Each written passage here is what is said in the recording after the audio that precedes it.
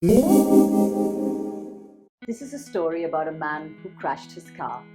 And not just any car, it was a Mercedes SUV. Now, this story could be amusing or horrific, depending on how you look at it. But I think it's not for us to really try and understand what that person's motivations were, rather than to use observation to see how this can apply to our lives.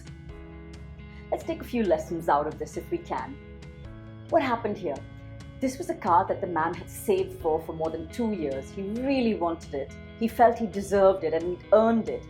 And then he found that the car simply didn't give him enough pleasure, and so he arranged for a helicopter company to airlift it and crash it down. And it was totaled. Now, this might seem radical and really drastic, but if you think about it carefully, we do this in many ways in our own lives. Should we try and analyze this? We want something. We feel like if we get it, it is going to bring us great joy, and we feel we deserve that sort of joy. What happens when we actually get that thing? For a while, we feel completely sated, completely at bliss. And then what happens?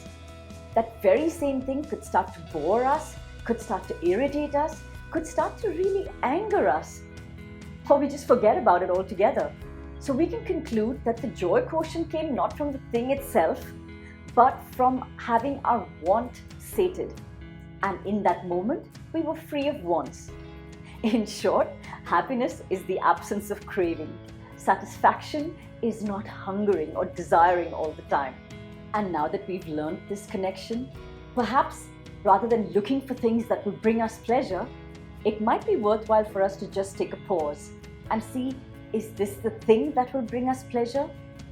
What is really our craving within us? What is it, the lack that we feel within us, that we feel the need to fill with these objects, with these pleasure-giving devices?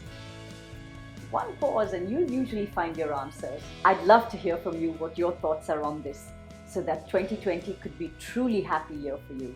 Thank you for watching.